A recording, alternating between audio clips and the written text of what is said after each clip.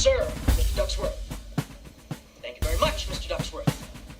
Quack, quack, quack, quack, quack, Mr. Ducksworth. Quack, quack, quack, quack, quack. Stop. Quack, quack, quack. Quack, quack, quack. Quack, quack, quack, quack, quack. Quack, quack, quack, quack, quack. You may have paid for this jersey, sir, but you didn't earn it. I'll see you in the playoffs.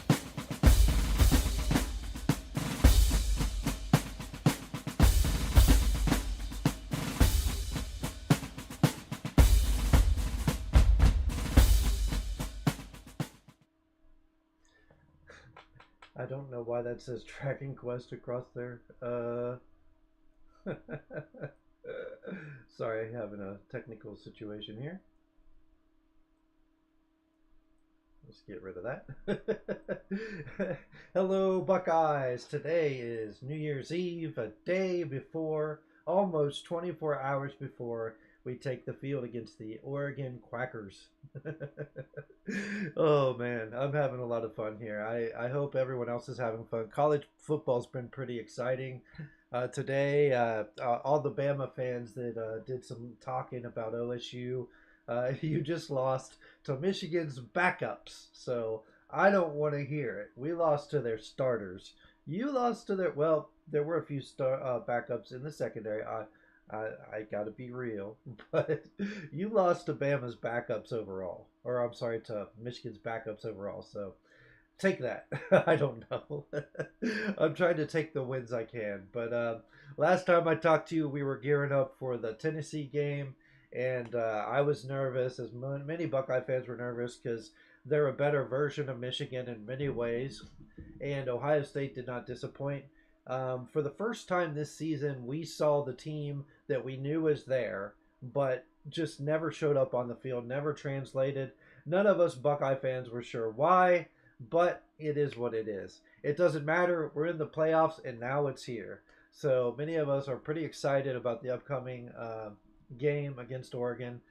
First, I just want to mention to Tennessee fans, if you do check this video out, I just want to say Nico, and I can't pronounce his last name, I'm not even going to try, is one bad dude. And I don't care what anybody says. The man cracked 2 helmets. I think it was him. 2 helmets were cracked that night. One of them were his for sure. And the dude kept getting up like Rocky Balboa. Do not give up on this young man, okay? Just get him some wide receivers. The dude's got a lot of talent. He's got a lot of speed. He's a great athlete. Don't give up on him. And, you know, a lot of crazy things happened at the beginning of that game. But before you could even blink, it was 21-0. So I don't even think the loss of Dylan Sampson would have affected the game in any way, shape, or form, because Ohio State was just scoring too fast whenever they wanted. And, you know, it could have even been 28-0. It could have been even worse. And in the entire fourth quarter, I have never seen this before in a playoff. I've never seen this before in my life. We were putting in backups. And what's funny is our second string defense actually made stops on Tennessee. Now, Tennessee got one last touchdown against our third and fourth stringers. So they didn't, you know, they never gave up. They kept fighting even though they knew they were out of the game. But, yeah, Ohio State really showed up. Will Howard, 311 yards. 24 for 29, 2 touchdowns, 1 interception, which, yeah, the interception, you know, it's one of those things. Yeah, he was interfered with. Yeah, that could have been called. It was a wild catch with 1 foot down at the back of the end zone. What are the odds? So credit to Tennessee for that.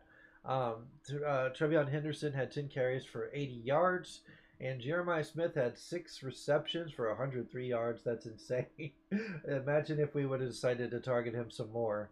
But, you know, it didn't matter. At that point, we won the game when we went up 21-0. Final score 42-17. Our defense was playing with our hair on fire. It was just insane. Tennessee really had no time to do anything. Nico tried. He tried to move in the pocket. He did everything he could, but he couldn't throw. He doesn't have the wide receivers to match up with our defensive backs and safeties. And, you know, they had 2 drives the whole game, and one of them was with our backups. So it wasn't close. It was actually much bigger blowout than that. So kudos to Tennessee, though. You made it this far. You had a 10-win season, double digits in the SEC. Kudos to you guys.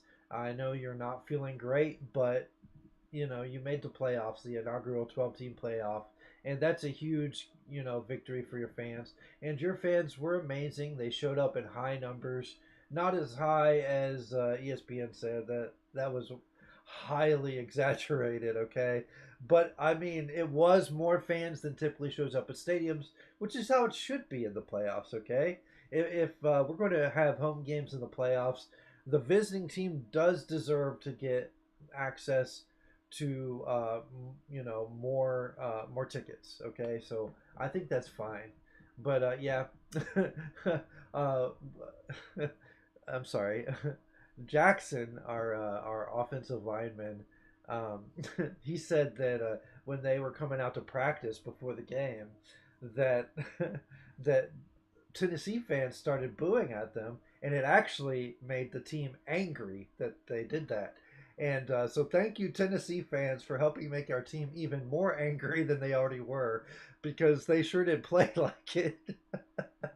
So, yeah, but, anyways, moving on from that game, Ohio State feels pretty confident going into this game against Oregon.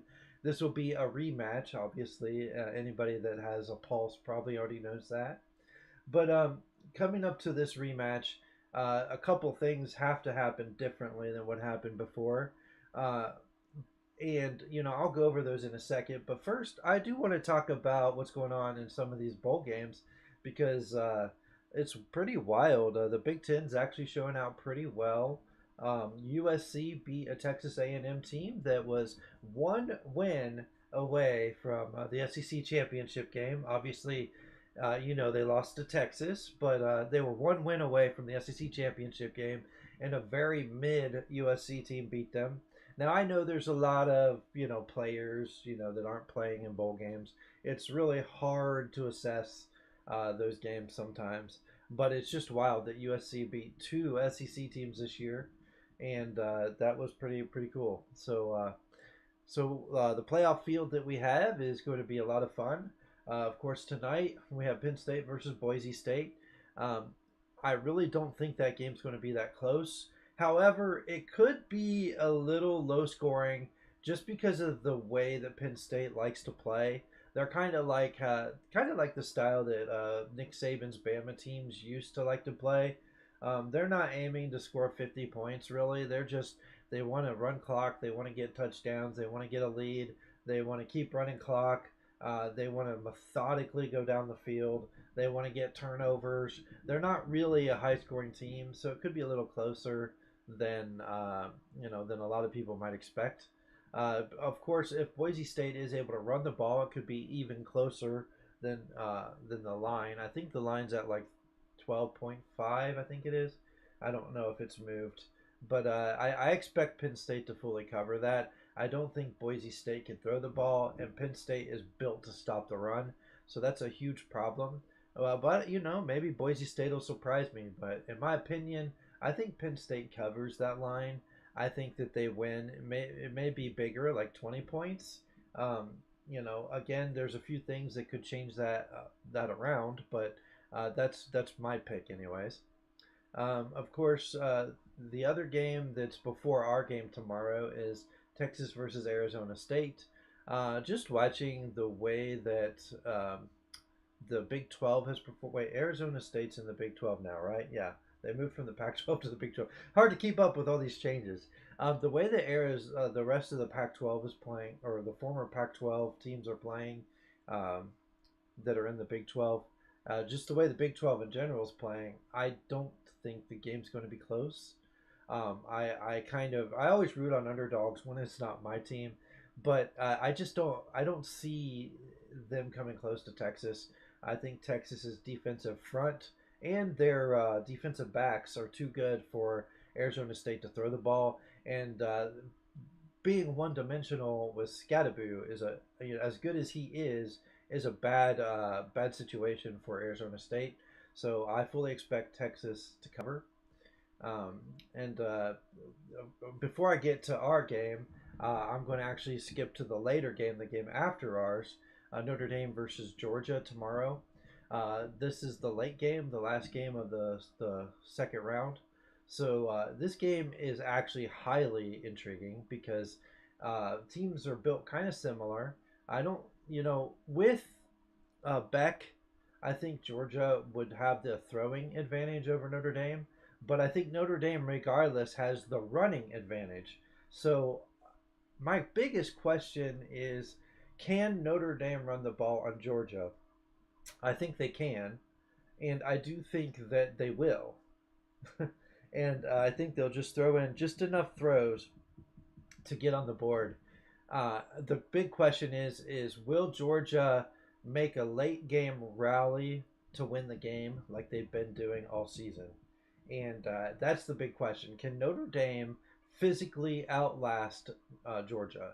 Because in my opinion, and this is not to take away from the talent that Notre Dame has, because they have plenty of talent. Okay, Notre Dame is a talented team. Their defensive front is the real deal, and they will make it very hard to move the ball on Georgia. But Georgia has better overall talent. And the big question is can those guys last in the fourth quarter? This is the one game that I think there could be a big upset if Notre Dame can last into the fourth quarter. And so far from what I've seen in the SEC, I do believe Notre Dame can get it done. Now, I don't know if they will get it done. I think this game's too close for me to call. Um, but if I will say that if Gunnar Stockton is not ready for for the big time yet, or if he's not ready for this matchup, it could actually get ugly if he turns the ball over, because Notre Dame's defense is just that good.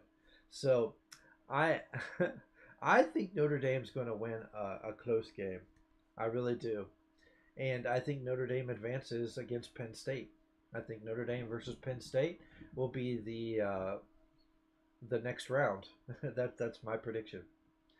Okay, so I've picked three of the games. So now let's talk about Oregon.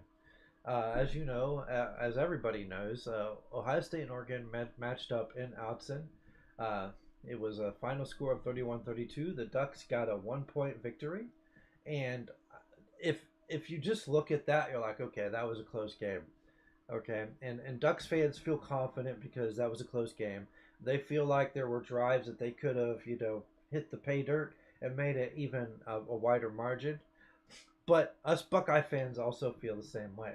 Now, Will Howard threw for 326 yards, 28 for 35 for 2 touchdowns, and Henderson had 10 carries for 87 yards.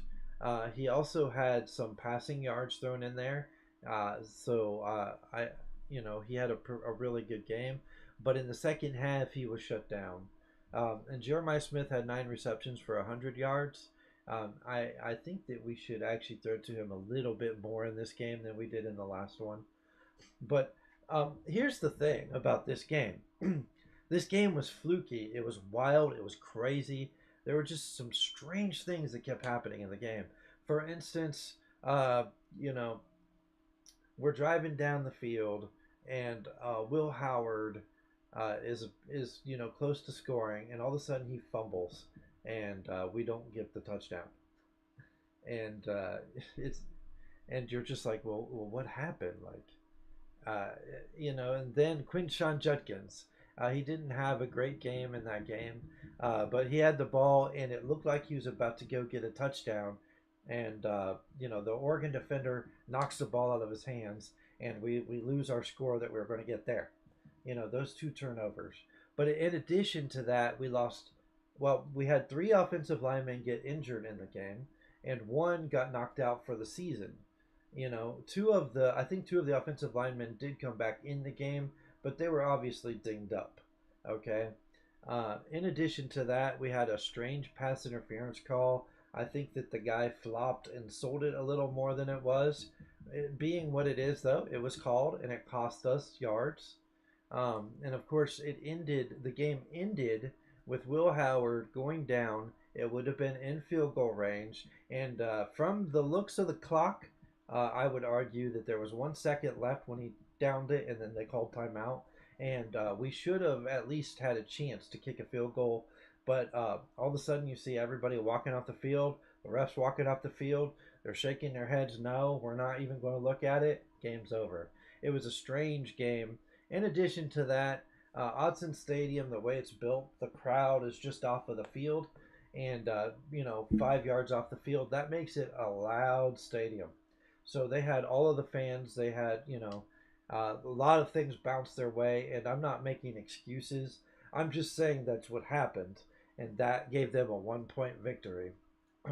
The reason that I feel really good about Ohio State's chances in this game is because A, we played that first game and we have momentum going into this game. B, our offensive line has been shaken up so many times, but we seem to have found the right combination to be able to get enough of a push to A, protect our quarterback, and B, get a little bit of a run game going. Now, I said against Tennessee, we want to try and get both of our running backs 70 to 80 yards. That didn't fully happen. Henderson did get 80 yards. Quinshawn did not. However, if you add it up, it's still, 150 yards. And Will Howard did get his runs in the game as well, because I think he had like 30-something yards. So that formula carries over to this game. We need about 150 yards rushing like the last game. We need Will Howard to get between 250 to 350 yards passing. And we do need to make sure there's no turnovers this game. And we need to make sure, the false starts that were affecting us in the crowd, hopefully that won't happen. I think this is going to be a mixed crowd. Probably more Buckeye fans just because of how well we travel. So that should help the false start penalties. So we need to eliminate those. We need to make sure Igbinosun is not causing penalties against the wide receivers. And Igbinosun was covering that Oregon wide receiver, and the wide receiver spit in his face, so he was ejected. I guess he wasn't too happy. I think that was Trayshawn Holden was his name. He only really had one catch in the game before he got ejected out of the game. But just thinking about all of those weird things that happened, I believe this game's going to be a more disciplined game from the Buckeyes. They're going to show up and they're going to play better. I think Igbinosun is not going to commit all those penalties. And the other thing is about this matchup, obviously Oregon has one of the best offenses in the country, but we have changed the way that our defense works completely from last time. This is a different defense. And I know our defense gave up chunks of yards, but our scouting report told our staff that Oregon throws the short passes down the field. They don't go deep. And then all of a sudden, we prepared for that. And I think that Burke himself was moving on that tendency that they were going to go short, and they went deep. So the wide receiver would make a double move and cut a different way than he expected. So the scouting report didn't tell the story, which is a brilliant plan from Dan Lanning and his staff. So credit where credit's due. But I believe that Burke saw those tendencies and he'll improve on that. But in addition to that, Matthews is coming in a lot to help out, keep fresh legs. But Matthews might be the best defensive back on our team besides our safeties, Caleb Downs. But Matthews might be the best corner on the team, and which is wild because he actually plays backup to Burke. But, just getting that rotation in should help us, at least limit the damage that they do. In addition to that, we have, instead of having, I'm forgetting his name, sorry, Jordan, why am I forgetting? Jordan Hancock, sorry about that. Instead of moving Jordan Hancock in the middle of the field like we were doing last game, we've actually switched him to the backfield further back, and we put Caleb Downs more towards the middle. So Caleb Downs is playing kind of a hybrid role. Not only is he a safety, but he's kind of playing like a linebacker as well, and he's able to help out with the middle of the field. I believe that there's going to be a mix of him and Cody Simon spying Dylan Gabriel, trying to stop the play action. Because the last game, the play action play killed us at the end. And even though we still had a chance to win, we were in the lead most of the second half. And, that play action play killed us. So I think Caleb Downs is going to come up and help with that, and that'll make a difference. But if you really look at like how our defense performed in the last game, a lot of people remember it as the worst performance of the season, which it was. But if you really look at what Burke has done all year long, except for that game, you'll realize that if Burke just plays to his game, his level, we actually limited their defense minus those big plays that Burke gave up. We actually did a really good job of limiting their defense, especially in their offense, especially in the second half. So if Burke plays more disciplined in this game, which I believe he will, I think we actually can limit them to scoring, 20, maybe like to 20 points or so, and 17 to 20 points. I think our defense is that much better than it was in October, and I think that's going to be the difference in the game. I know that our offense can move the ball. Obviously, they're going to try different looks on us, but the way that we were shifting players against Tennessee will cause a lot of disruption in what the defense wants to do. If we continue to do that, if we continue to rotate I believe we were rotating the tackles in the game, or we were doing a little bit of rotation between, which sounds weird on an offensive line, but it actually worked. And if we continue to rotate our defensive players, for instance, Kenyatta Jackson came in the game. Obviously, Matthews came in the game. So we saw some fresh, younger players come into the game to keep us fresh at the end. If we do that, I believe that Ohio State's going to come up with a victory tomorrow. Now, I know everybody says you're an Ohio State fan. Of course, you pick that. But I also think I'm being rational here. Ohio State's defense is unlikely to play bad against the same team twice. And the reason that is because our defense is ranked number 1 in the country. That was the only aberration of the season. We haven't allowed a single passing touchdown since that Oregon game. And I don't believe we allowed one before the Oregon game. So the Oregon game's it. Those are the only passing touchdowns we've allowed all season. And I believe that makes a huge difference. Our team has grown. Our offense has grown. Obviously, we did have one bad game, but after we rested and got fresh and got our offensive line playing well, our offense started clicking again. So, what do I think will happen? I think our offense will perform just as well as it did before, but I think our defense will perform better. I think we'll eliminate the turnovers, and minus those turnovers, minus those mishaps and mistakes. For instance, the kick that Oregon did, they got an onside kick on us, and it hit our player, bounced off of them. They got the kickoff, onside kick. We eliminate that. All those different factors. It was only a 1-point loss on the road with all of those mistakes. If we even eliminate half of those mistakes, I think Ohio State wins, not only wins, but by double digits.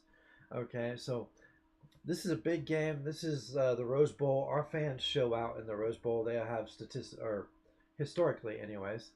But because of the different environment, because we have experience at the Rose Bowl, because this is win or you're done, because of what we're playing for, because we're clicking at the right time. I believe that Ohio State secures this victory 42-17. I believe it'll be like 42-24 is what I'm picking. I believe that towards the end of the game, it'll be like maybe it'll be 28-17, and I believe like late in the fourth quarter we'll get 2 scores and make the margin wider, and then Oregon will get a score at the end of the game, but it'll be too much for them to overcome. So I'm picking our Bucks to win tomorrow. I'm picking them to win big because of all the things that I mentioned. And the reason is they're going to continue. Will Howard's going to run just enough to give them something to worry about. they're going to use the misdirections and movement on the line and with our players to get a running game going just enough to give them something to worry about.